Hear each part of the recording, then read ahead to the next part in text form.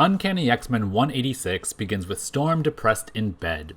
She has just lost her powers and it's having a very negative effect on her well-being. Forge comes in with some tea and some soup and he tries to rouse her, but it's no use. He curses her and leaves, and Storm falls back down into a heap. Forge uses his penthouse's hologram technology to replay the scene of what happened to her last issue. He sees Storm in her majestic regular self and then watches as Henry Gyrick pulls out the power neutralizer and hits her with the blast. He watches himself wade into the water and rescue her, and then is interrupted by the real Storm, who has finally gotten out of bed to join him. In New York, Xavier uses Cerebro to try to locate Storm. He can't find a trace of her, and Nightcrawler worries that she might be dead, but Xavier isn't ready to accept that yet and changes gears to search for Rogue instead.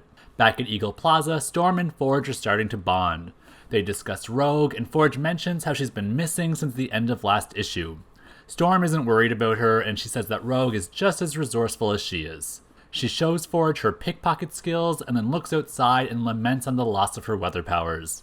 Forge says she has to get used to being human now, and he goes for a swim where he chastises himself for being so abrupt with her. Storm joins him in the pool, and they have a little race. Storm wins and wonders why he's so slow, but she sees Forge's prosthetics for the first time, and she understands that he has had to readjust to new normals as well.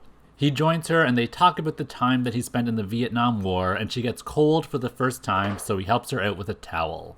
In Mississippi, Val Cooper and another government agent talk about the hunt for Rogue and how no one's been able to find her. The agent goes to his car and is suddenly attacked by a Dire Wraith. The alien kills him and assumes his form and then goes off with her sisters to kill Val. Val lets the agent into her room and he grabs her, and the Dire Wraiths move in to kill her, but Rogue surprises them all by barging in. She drop kicks the Dire Wraith and saves Val. Val uses some self-defense moves against the agent and tries to get some information out of him, but it won't talk, so she shoots him and runs away. Rogue is still fighting with the alien, and she accidentally makes skin-to-skin contact with it, and its psyche starts to invade her mind.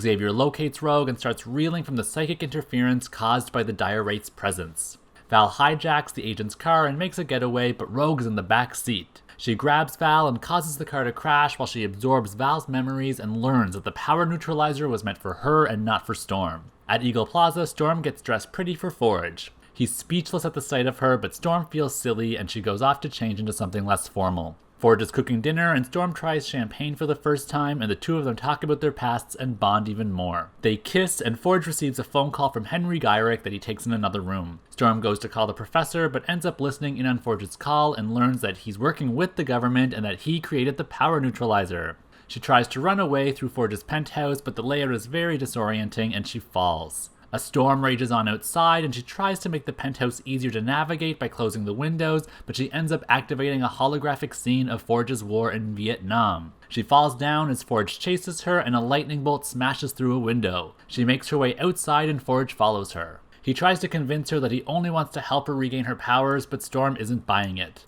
She refuses to be treated as a government lab rat and punches Forge for his treachery against her.